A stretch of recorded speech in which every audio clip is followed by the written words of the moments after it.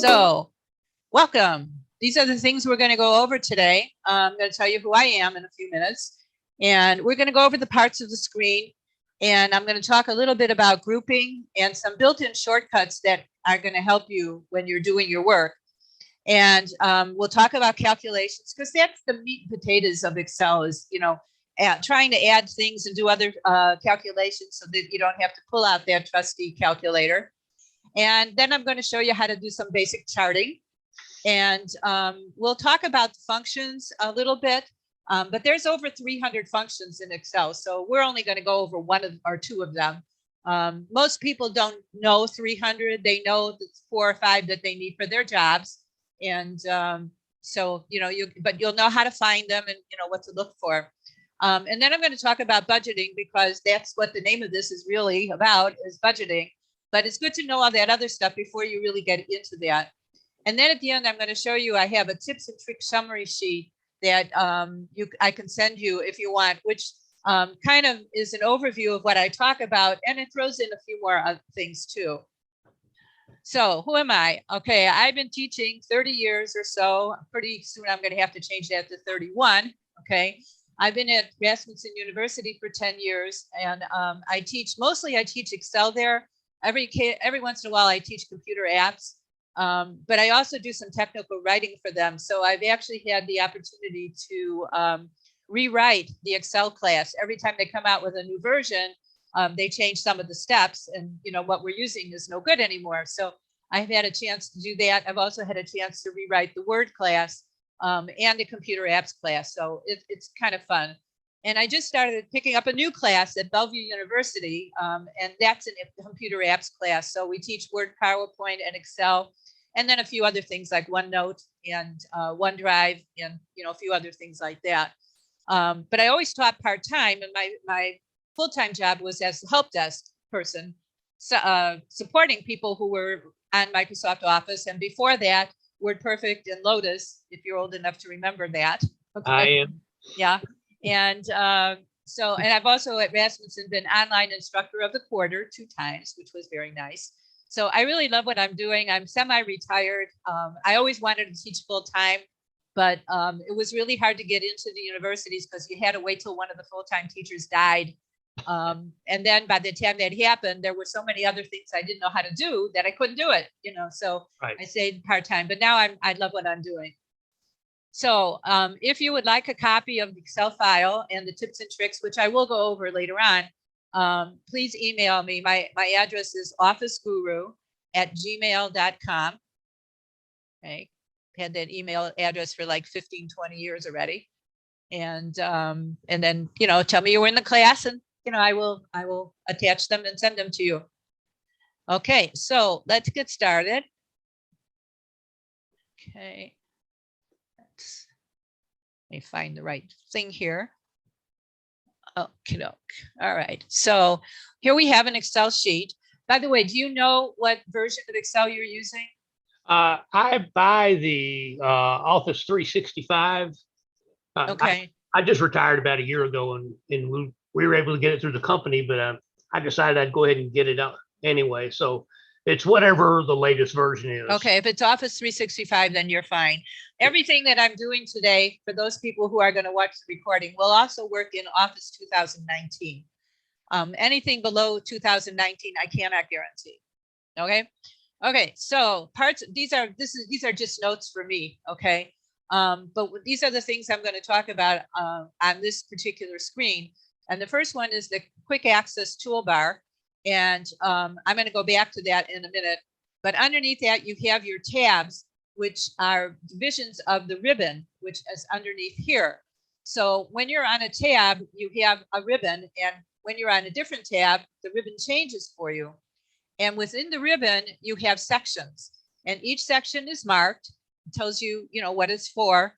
And the things that are in the section will have something to do with that. So in the section that's font, you will have all these things that will work for you for a font. Okay. The nice thing about Microsoft Office is up until about this line, all of the Office applications are the same. So if you learn how to bold in Excel, you know how to bold in Word. If you know how to use the clipboard in Excel, you know how to use it in Word. And this is very nice because it cuts down on your learning curve. Years ago, when I was teaching WordPerfect and Excel, WordPerfect and Lotus, WordPerfect had a certain way of doing things. And then when we got into Lotus, I'd say, remember all those things you learned for copying and pasting, all that stuff? They don't work anymore. We have to learn some new stuff. So that's out already. So that's really kind of cool. Underneath that, we have the name box, and I'll talk a little bit more about that as we go along. But underneath that is where you're going to be working. And your worksheet is divided into columns, and columns are designated by letters. So we call that column A, column B, column C. And then when you get to Z, it starts all over again, AA, AB, AC, and eventually you wind up with XFD, okay? You're never going to run out of columns. In the original version of Excel, there were 256 columns, and people did run out of them, but it's very nice that now you probably won't worry about that. The rows are designated by numbers, and you will have over 1 million rows, so you probably will not run out of those either. Now, when a column and a row intersect, we call that a cell, and every cell has an address, which is the column letter and the row number. So we would call this column cell D2. And you can see in the name box here that it's also here. So that's a good way of knowing where you are in case you forget, okay? But you also have different ways of knowing because the letter and the number are kind of shaded. And when you point to them, you know, the shading changes, but it doesn't on everything. So that's not really as big a help anymore. In the earlier versions, the F and the 6 would change color, you know, when you're in cell F6. But you can also tell because you've got a big thick border around it. So we call this the current cell, and whatever you would do is going to happen in that cell. So if you're typing, it'll be in that cell. If you're formatting, it's going to be in that cell.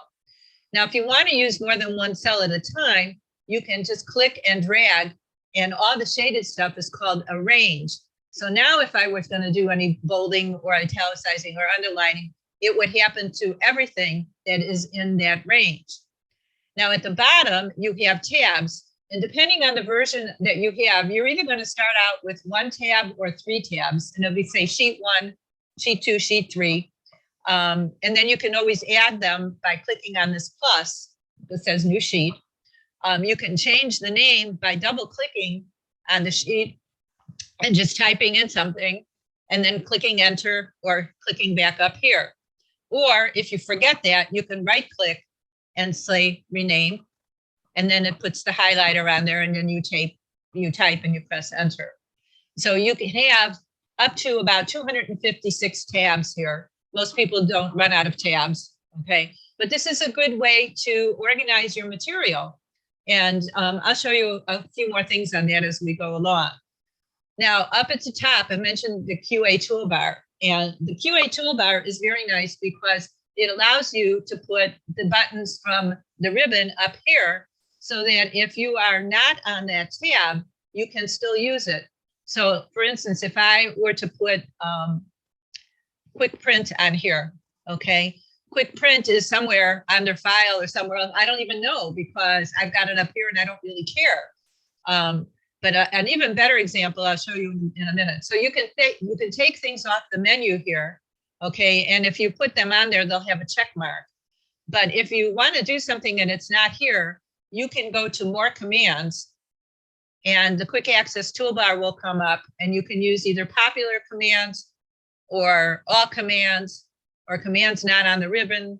And if you find what you want, and I'll just pretend I'm going to do it. If you find what you want, you click on it, you click on add, and it comes over here. And then if you're not happy with the order, you can change it with these arrows here. Okay, and then if you play around too much and you're not happy, you can always click reset. It'll go back to the beginning, which has autosave and pretty much autosave and save, and that's pretty much all that's on there.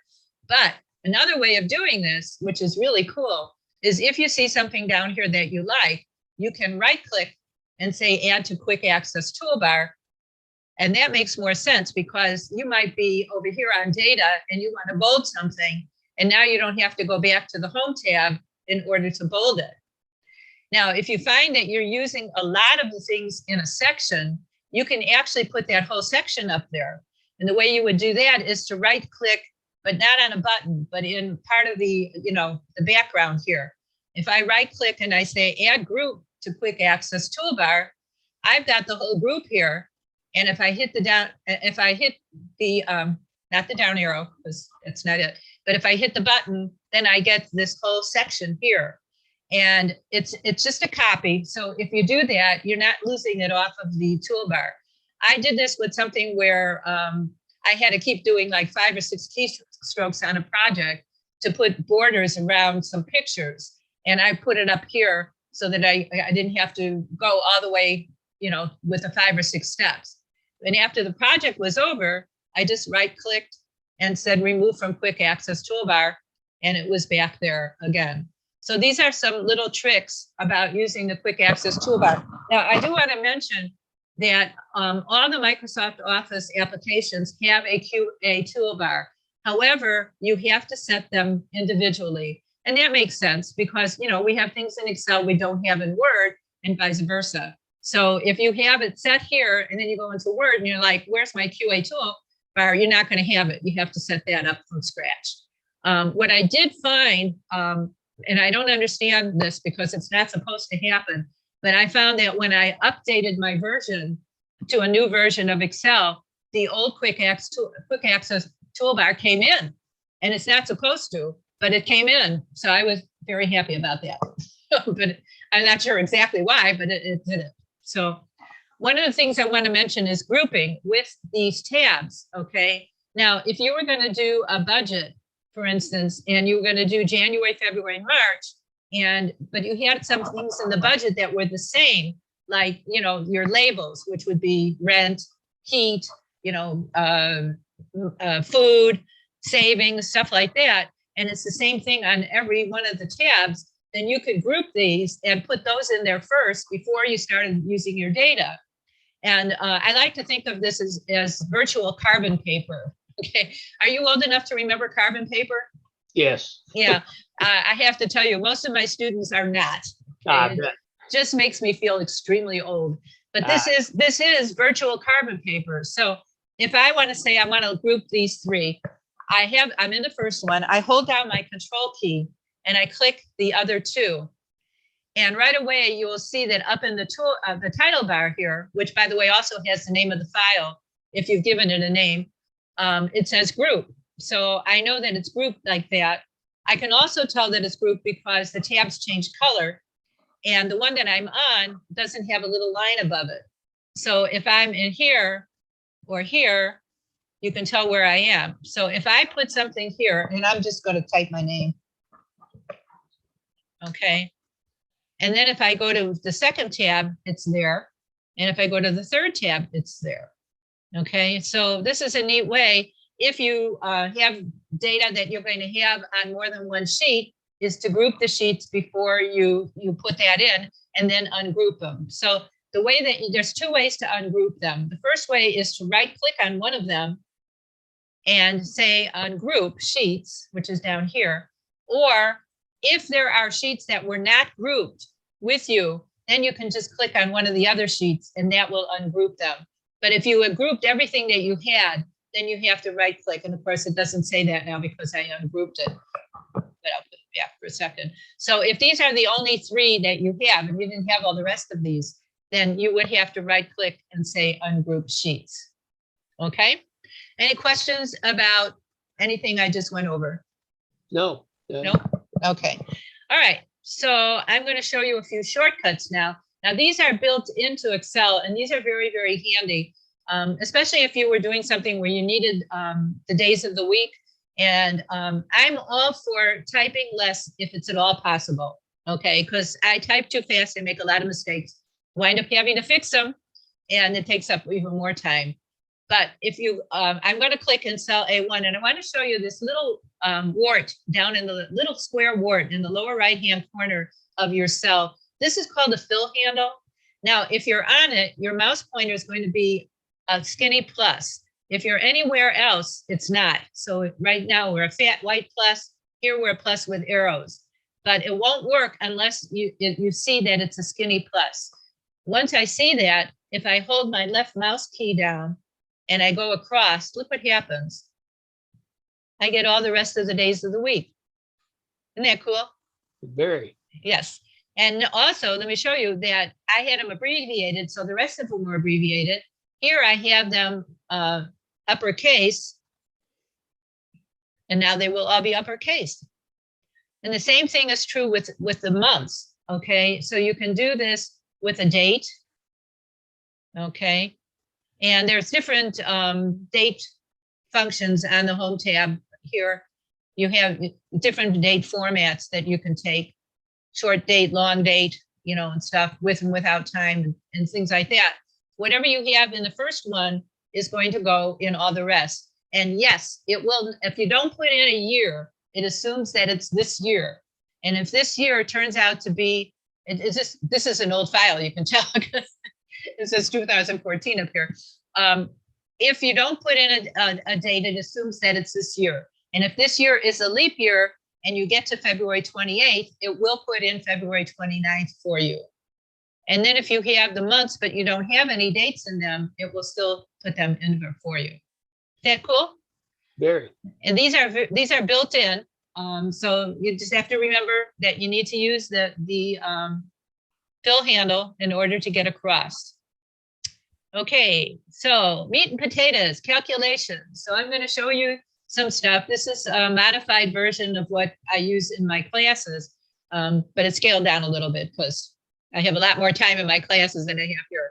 But one of the things I want to show you is, and you're old enough that you remember typewriters too, right? Yes. Okay, all right. Some of my students have never seen a typewriter except in a museum.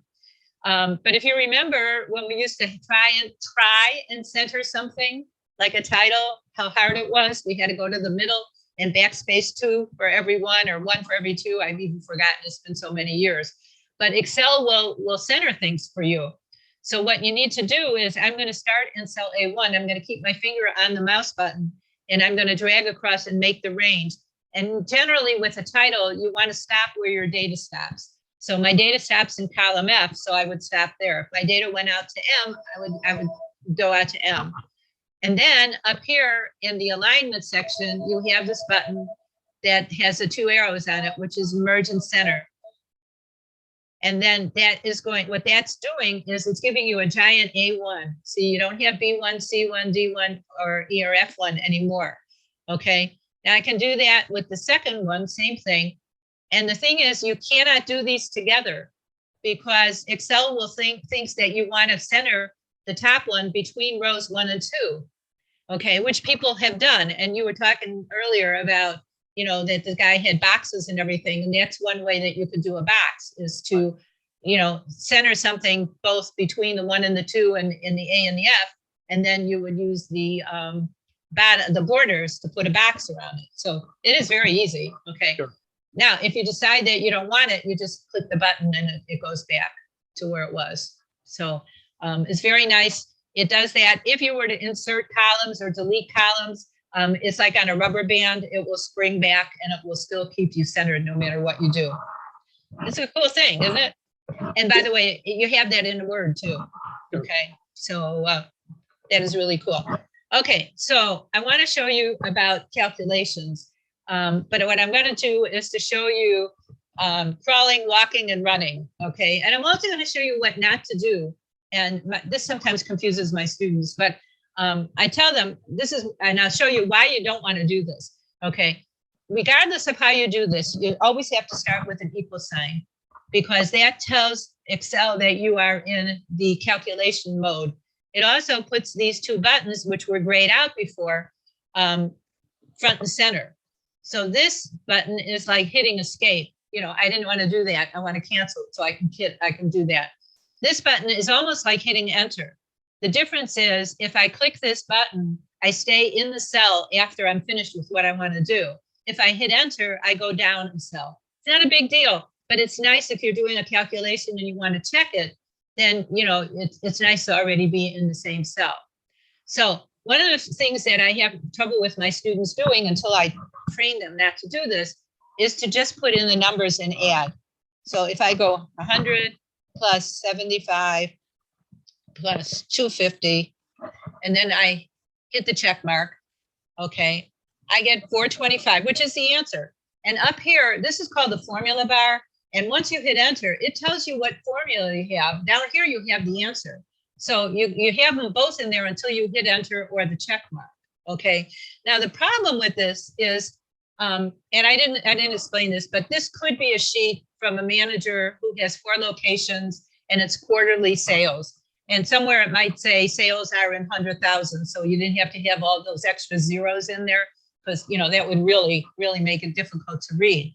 Okay. But somebody comes in and says, oh, you know what? We made a mistake. North isn't 75 in February. It was supposed to be 175. So you change this to 175. And then any place where that 75 was used, you have to go and change it. Okay. And see, if we had to have a grand total down here that we did the same way, then that would also be wrong. So this is not a good way to do things. All right. So a better way to do this is what we call the point and click method. And you also start with an equal sign. And then what you do is you click the cell that you want to be in this calculation. Now you are responsible for the plus signs. Okay, you can't get away from that. And then I click on February. And then I click on March. And then I click on the toolbar on the enter. And see, I've got the same 425. Okay, and up here it says, so what this is saying is take the contents of B6, add it to the contents of C6, and add it to the contents of D6. So now if somebody comes in and says, oh, February was supposed to be 175, you just steamroll. You don't even have to delete it. You just steamroll right over it, hit enter, and that automatically changes for you because it's taking the contents, okay? It has no idea what the number is. It doesn't care. It's just the contents, okay? So a better way even than that is, if you think about this is fine if you've only got like 3 columns, but I always tell my students, think big. You know, you might have something that has 20 columns, more even.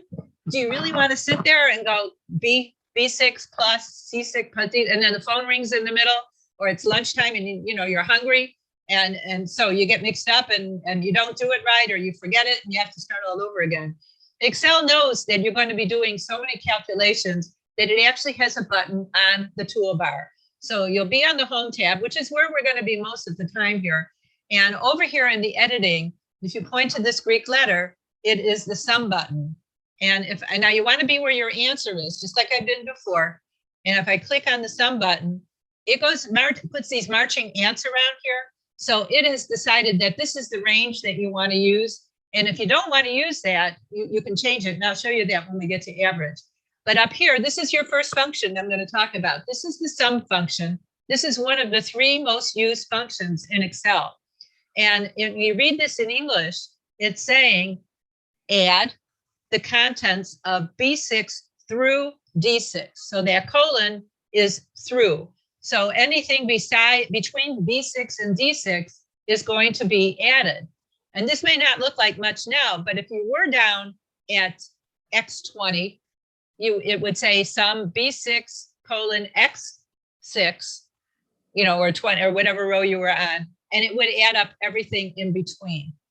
So that is a much better way of doing it. Okay, now we could go and start all over and do them on here too, but if you remember that fill handle that I showed you, that works here too. So if I click and drag here, I'm going to get all the answers, B6 through D6, B7 through D7, B8 through D8, B9 through D9. And if I had 100 rows, there'd be 100 through D100 at the end, okay? Because this is what we call relative addressing. And what that means is you have told Excel to add the column the cell that is third to the left to the cell that is second to the left to the cell that is first to the left. So when you go down here, it's second, first, you know, third, second, first, third, second, first. Okay, and so Excel ain't that smart, but it just knows how to do it. So then if we want to put a grand total in, we go there and hit the sum button. And it's always a good idea to check your range just to make sure it's okay. And in this case, E6 through E9 is fine. And so we're going to hit the check mark. Okay, so another function that is built in is your average function. And, we could add these things and divide them by 3, but then, you run into the same problem. What if you add another column and then you have to divide by 4, and then you have to change it. So what we're going to do is we're going to figure out the average for each of these locations. And up on where the sum button is, there's a down arrow. And then you have some of the most used functions right here. So we're going to click on average. Now, here's where you have to be careful, because it went out shopping and it found this range, but we don't want total sales in there because these 3 numbers are already in total sales. So we have to reset the range. And we do that by clicking on the first one, and that's going to just take it away, and then just drag over the others, just like we dragged up here to do the merge and center. And this is going to say average B6 through D6. And then we'll click OK. And this has come out kind of strange for some reason. It came out with a percentage. So let's change it to currency. Okay, those are some other things. We could change this to currency too if we want. And we can do them all at one time by selecting them. And currency just puts a $sign next to the number and 2 decimals. And if you don't want the decimals, there's these goose eggs up here. This one is 2 over 1, which means decrease. This is 1 over 2, which means increase. So if I click on that, I take off one decimal place for each time I click. So then I'm over here. And I didn't do that over here, but that's okay, because we're gonna do this. I'll fix that after I do this. Okay. Well, actually, it fixed itself. It remembered. In the earlier versions, it wouldn't have remembered that I changed the first one. But there too, if I didn't want the zeros, I could take them off. Now that's different than accounting. Okay, this is the accounting format. All right, and the difference between them is, and I'll have to widen this so you can see. The accounting format puts the $sign hugging the left wall. The currency puts it hugging the numbers. So you probably don't have to worry about that, but with my students, I tell them it all depends on where you're working and what they want you to do, whatever the company best practices is for doing that. Some companies will have you put the formatting up here and not put any formatting here, especially if you've got a long list. Your eye knows that if this says dollars up here, it's smart enough, your brain is smart enough to know that the rest of these are going to be dollars also. So it really, depends on how you want to do it. So any questions about this so far? No. Nope. Very clear. Okay. Very clear. Okay. So I want to show you a little bit about charting, and I want to start the same way and show you what not to do. Okay. So when you're charting, the first thing you would think of is, okay, let me grab these numbers. Okay. And well, actually, that's the second thing you would probably do. But the first thing I want to remind you is, because total sales and average sales already have these numbers in there, if you're going to do something with these numbers, you don't want to include these, because this is going to throw your chart off. If you wanted to do a total sales or average sales, you would do those without these numbers. So I'll just do them with these numbers, and you'll find the chart under insert. And there's a whole section on charts. And I'm just going to take a column chart here and take a 3D because they look pretty good. Now, the first thing you want to do after you do a chart is to take a good look at it and see if it makes sense. All right. This chart does not make sense because it has series 1, series 2, series 3, 1, 2, 3, and 4, but it doesn't tell you anything about north, south, east, or west, or January, February, or March. So I'm going to do a Control-Z, which is a keyboard shortcut for erasing the last thing that you did. Okay. And the reason that happened is because we didn't include the labels. So we're going to go here, and this time we will have January, and you don't have to worry about location. Excel just ignores that one. But we have January, February, March, and north, south, east, and west. So now if I do a 3D column chart, well, I don't like that one. Let's change this one out to something else. Oops. Okay. There we go. I always get that mixed up. Okay. So now you can see that we have something that works for us, because you can look at this and you can tell, roughly what the numbers are, and, that it's north, south. North is January, February, March. And there's all kinds of things that you can do. Now, when you select this, you will find that you have chart design and format. So you have two more things that are on your ribbon. And if I click on this, I get a chart design ribbon, and I could change the layout. The layout changes the structure. The styles just change the colors. And I can click on this down arrow here, and I could go shopping, because I can just point to these and it will show me what it would happen if I select it. I don't have to select it. I can just click someplace outside of it and stay with what I've got. You could switch the rows and the columns. So now this tells me all the locations for January, February, March. And you can add chart elements. You can change the colors of things too. You can change the whole palette. You can add chart elements. You can add axes. You can add data labels, grid lines. We already have a legend, so we wouldn't want to do that. But there's all kinds of things that you can do. And you can notice that this January with the green, which is east, is the highest. And maybe you were going to present this at a meeting, and you want to talk about this chart, but you don't want all the data behind it. So while the chart is selected, when you're on chart design, you can move the chart, okay? And you can move it to a new sheet, and you don't want to just click OK. And I think this is something that Excel should fix, because if you just click OK, nothing happens, because this is already an object in calculations. So we can click the new sheet. I'll just say it's called My Chart. And then it becomes a new tab, and all A, B, C, D, 1, 2, 3, 4, those are all gone. And you can even, there's even ways to make the ribbon smaller, so that if you were giving this for presentation, you would see more of it here. But say that I'm going to talk about the fact that January sales for East was really good. So maybe I want to make this stand out a little bit more, this one bar. So I can click, when I first click, I get all the green bars. But when I click this bar again, I just get this bar. You can see by the little circles here. And then if I go to format, I can go to shape fill, and I could make a gradient out of it if I wanted. I could add a picture. I could do texture. I love this. The only thing is, if it's not real big, you don't see the fish. But this time you see the fish. So you may not use that if you were doing a presentation, but then you would talk about it, because now it stands out. Okay. So if you wanted to change all the other colors, you can just click on them and then just take a different shape, color, and it will do them all. But if you only want to do one, you click on it first and then you click on another one. Okay. Any questions about charting? I just know when you know what you're doing, it looks easy, but it's never easy for me. Well, if you just make sure that you select your labels, okay, and you and then you just go in and pick a chart, Right. Now you can also, if you get into charts, it can tell you recommended charts, because some charts, pie charts look better with some things than column charts do.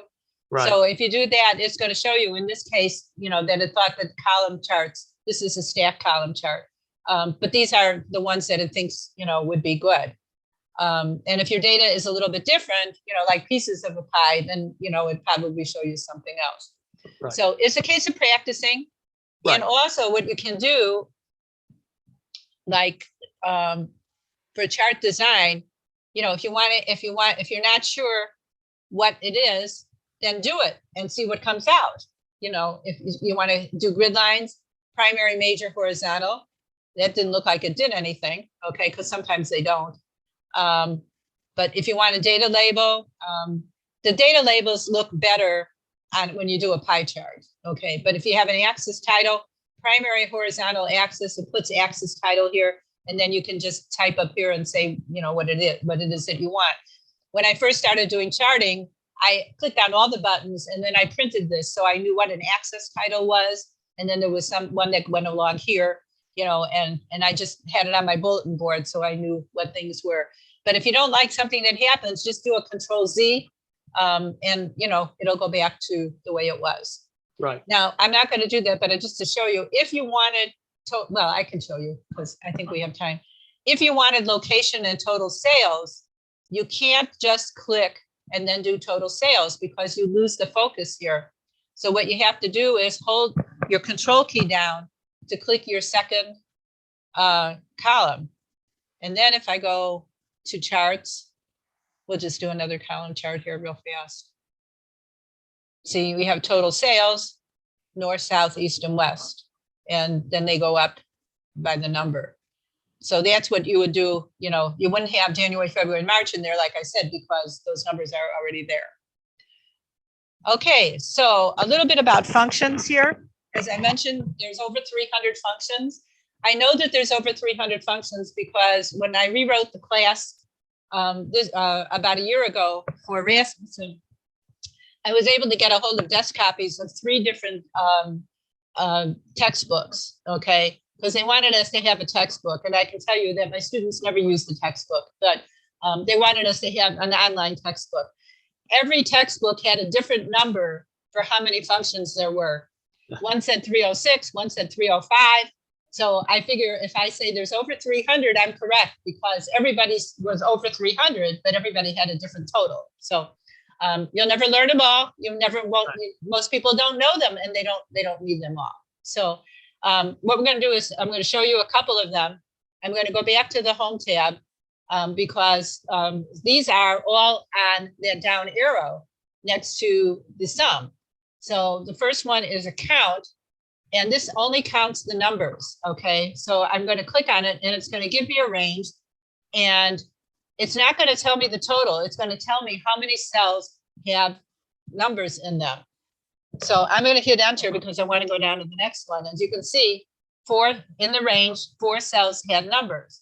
So if I take out this number, then 3 cells have numbers.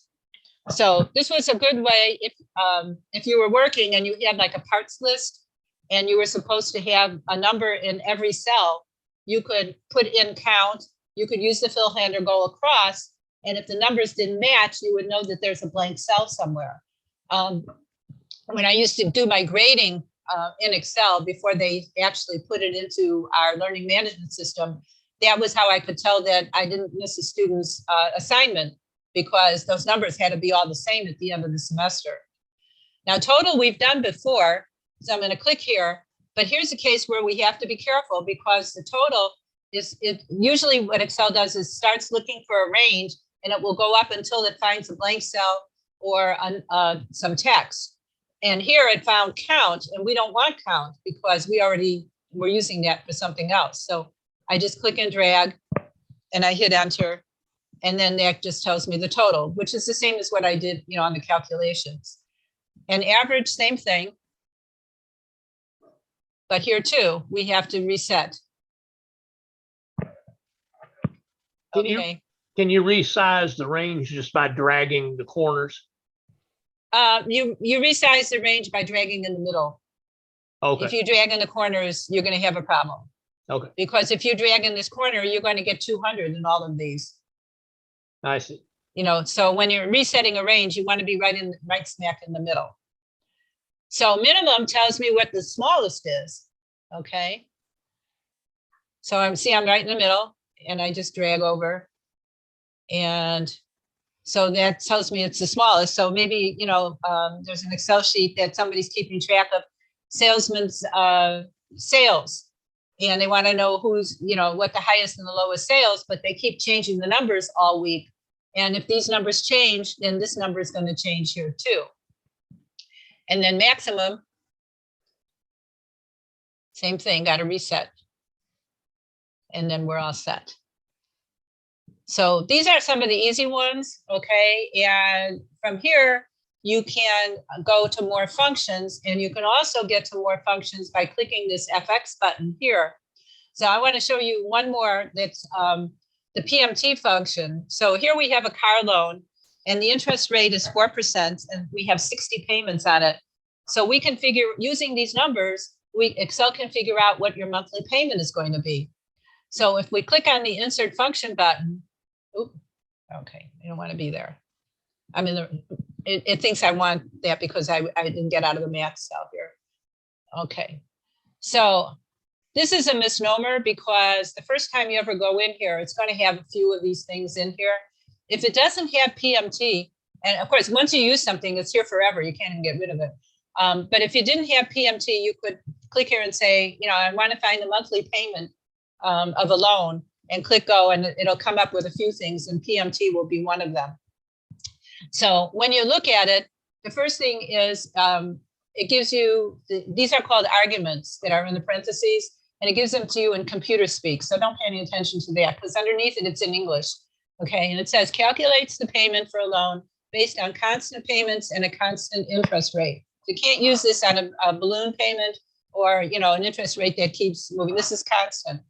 If you wanted more help, I won't go in on this now, but if you click on this, this help on this function will take you to the Microsoft site where it will go over PMT and give you lots of examples and data that you can actually download and try it out yourself. So we're going to click OK. And notice that the first three are bolded, which means the last two we don't need. Those are optional. But we're in rate, and it tells us when each box is going to tell us. So rate is the interest rate per period for the loan. For example, use 6% divided by 4 for quarterly payments at 6% APR. So usually when you have your interest rate, it's APR, which means it's for a year. So we have to divide it by 12 to get a monthly. So instead of putting in the number, we're just going to click on the cell here. And then I'm going to divide it by 12. And the divide is the slash underneath the question mark. So N per is the total number of payments for the loan. So this is a 5-year loan and it has 60 payments. So I'm going to click on that cell. Okay. Present value, the total amount that a series of future payments is worth now. In other words, what is the loan? So the car loan is for $20,000. So I'm going to put it in there. And then future value. Okay. Future value is what you want to attain at the last payment. I don't know about you, but once I pay it off, I want this payment to be 0. Okay. 0 if omitted, because that's what most loans are. And type is whether or not the payment is at the beginning or the end of the period. And if you've ever bought a house and you think you get the first month for free, that's because you're paying for it at the end of the period. And that's what most loans are. So you can just leave that out. So I'm going to click OK. And it's red because that's a negative, which means it's coming out of your pocket. Okay. So if you had a loan like this, this is what it would cost you. Now, because we use the cells, if we say, okay, I'm rich and I can afford more than $368. What if I go for a car loan that's $25,000 instead of $20,000? And then I just hit enter and it's going to change because we used the cell addresses for everything. We didn't put in any numbers. What if I found an interest rate that was lower, 3% instead? That's going to change it too. So there's tons of functions and they all have arguments. Some have more than 3. Some have, there's actually a function called now that has parentheses and nothing in between them. And that's, if you have that in a title, in a header or a footer, will only give you the date that the sheet has been modified once you save it again. My students get confused with that because it doesn't show anything unless they go back in, change something, come back out, and save it. So any questions about the functions? Nope. Okay. All right. So I have a sample budget on this tab, and I'm going to start by merging and centering the title because that's good. And if I wanted to, I could make the title bold. And this is a cute little button here because what this does is it increases the font size just a little bit. So instead of saying, oh, do I want it 13 or do I want it 14? You just kind of eyeball, and click until, okay. And you think, well, that's a little too big. So the one on the next to it just makes it a little smaller. So you can have a little fun with that. Okay.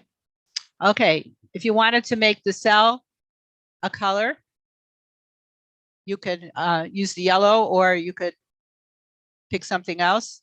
And notice that the stripe now underneath the bucket is this color. So it will go back to yellow when you go out of here and come back in. But if you were going to be using this all over the place, you wouldn't have to click the down arrow. You would just be able to click the button now. If you wanted to change the font, you could change the font there. Now I know you can't see it, but it's a white. I'm just going to do back automatic so you can see it. Okay, so the first thing we're going to do is add February and March with the fill handle. Okay, and so I have income with 2 jobs for January, February, and March. Now I'm going to show you another trick, because instead of doing the sum function here and using the fill handle to go across, you can actually set the range first and then hit the sum button, and it's going to fill it all in for you. So that even saves you a little more time. See, we got them all. The same thing with total expenses. Okay, and then down here we have net income, which is our total income minus our expenses, and that's just a subtraction. We have to do that ourselves. So I'm going to start with equal. Now the thing is, if you forget to put the equal sign in and you do everything else, when you hit enter, instead of getting an answer, you're going to get what you typed in. So that's what you have to be a little bit careful. So I'm going to click on total income minus, the minus on my keyboard is next to the 0. And I'm going to click on total expenses. And then I'll click on the check mark. And then I'll just go across like that. Now here's another neat thing. Okay, I don't have this on the I didn't have this on the PowerPoint, but I think you'll like this, especially if you're going to be doing something where you're keeping track of bills and stuff. It's called Sparklines, and let me just show it first, and you'll see what happens. So I'm going to go on Insert, and it's Sparklines, and I'm going to select the line. And there's two things I have to tell it. I have to tell it the data range, which is going to be this, and then where I want it to be. But since I started there, which is a good thing, I don't have to do anything. I could just click OK. And what the Sparkline does is it puts a little tiny chart into this cell so that I can see that job 1, my income went up at this point. This is really good if you're doing, 6 months, because you got a lot of data and you can't really tell what things are going up or down. And then you can use the fill handle to just drag all the way down, and it will just ignore the blank cells, the blank rows here. So you can see these went up, this went up and then down, this one went down and up, this was even and then it went up, this stayed the same. So isn't that a cool little thing to do? Okay. So that's about the way you could set up a budget. Okay. If you were trying to keep track of your bills, you might have different tabs for your different bills. And then, you might have dates, like dates over here. And then, if you have a tab for what the bill is, then, then you can just type in the numbers with the dates. If you're going to do this all at one, then you would probably need to say something like, what this bill is or something. Now, there are templates out here, but some of them are very complex, but I'll show you how you get to them. You click on File, and then you click on New, and then you search on online templates, you put in budget. And what a template does is it gives you a structure. So I'll just take this one. Okay, and I'll say create. And so it tells you all about how to use it. Okay, and then in here, and then you have to change these numbers. See, but see, here's some already. Here's a projected balance. It's got actual balance. What? I'm not seeing that. You're not seeing that? No, it just went back to your quarterly budget page. Oh, okay. And that might have something to do with the share thing. Okay, I think we're just not going to have to do that. Yeah. Okay, but yeah, I think I've done it before, and nobody bothered telling me that they couldn't see it. you didn't want to wake them up, I guess. Yeah, I'm sorry, but if you want to try that, you just go to File and then New. Right. And then, on the search, you would type in budget, and it will come up with all the different budgets, and then you can just pick one and play around with it. All right. I've seen that stuff before, but I never thought about trying that. But that's probably a good idea. Yeah, and if you don't like it, you just close the file without saving it, and it'll just go away. Right. Okay. All right. So I wanted to people's work.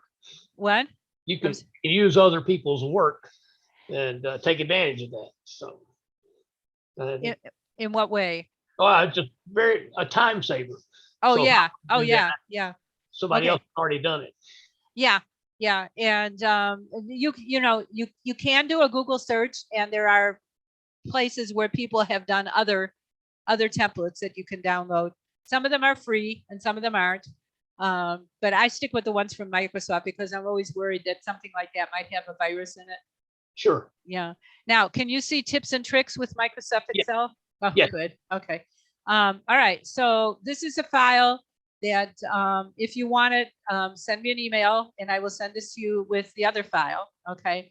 And basically this just goes over some of the things that I talked about, the parts of the screen, adding buttons to the quick access toolbar, deleting buttons from the quick access toolbar, a little things on charting. And I didn't mention that, but I have trouble with my students for instead of using the move button, they cut and paste their charting. And then what happens is it's on a sheet and it still has column A, B, C, D and row 1, 2, 3, and all that other stuff. So if you want to move it on to a separate one, don't do cut and paste or copy and paste. You want to just use that move button. Grouping, virtual carbon paper, keeps a consistent look to all sheets in the group. When you type on one sheet, it goes on all of them. I didn't do this, but if you were doing this with your bills, you could add formulas to the group sheets, and then they'll all come out 0 because there's, you won't get an error message, you just get a 0. And then as you add the data, the totals or whatever it is that you're doing will automatically change.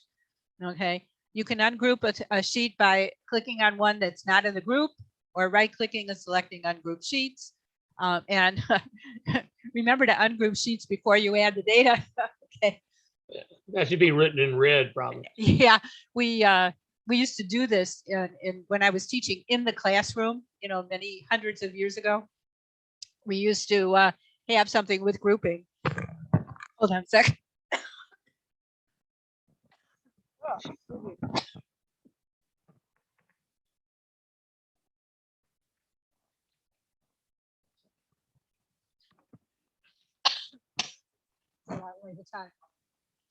Okay, some keyboard shortcuts here.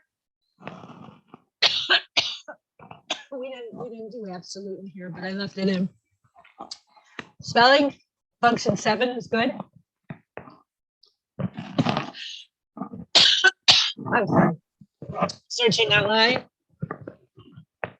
As I said before, use Excel with your version, how to. Because if you do this, you may get a checkboard where someone has asked that very question and your answer is right below it, which is really cool. Here's some good videos.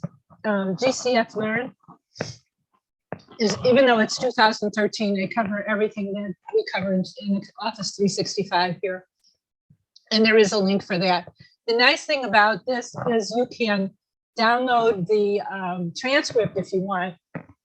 You can also download the file. So you can use the transcript, and do the stuff all by yourself after you watch the video. Right. YouTube has good videos. Support.office.com has good ones. Click training. Okay. Here I told you how to use the templates. Okay. Online classes. Aurora Library has a subscription to Linda, and they have some very good classes if you want to learn more. And this exceluniversity.com also has some good classes. Those are free. Local classes, Wabansie, College of DuPage, Elgin Community College, all have Excel classes in the evening, but we have to throw money at those usually. If you want to throw more money, CTS training is in Warrenville, Schaumburg, and Northbrook, but it's really, you have to get off at the Naperville exit on 88 because that's where it is. I taught there for 3 years, and all their teachers are certified, and they do a really nice job. And you get a book, a training book, and you have access to the training materials after the class. And now I don't know if they changed it, but it used to be that if you weren't happy with the class, you could retake it for free within 6 months. So it's something to check out if you really wanted to go further. Sure. And my email address again, if you'd like a copy of today's files. Okay. And do you have any questions about anything? Excuse me. No, I think I've learned some things here, and think is going to be a help. Oh, good. I've been retired for a year and haven't done much Excel stuff, but I want to use it more. But as I said, yeah, sometimes the learning curve is not worth it. You know, trying to do something fancy. So, Well, play around, and you have my email address. So if you have any questions about anything that I did here, send me an email. Or if you set it up and you're having, you run into a problem, then send me an email. I'm always on this email. So, okay. Thank you very much. I'll do that. Okay. You have a good day. I'm going to stop the sharing and turn off the recorder. Okay. And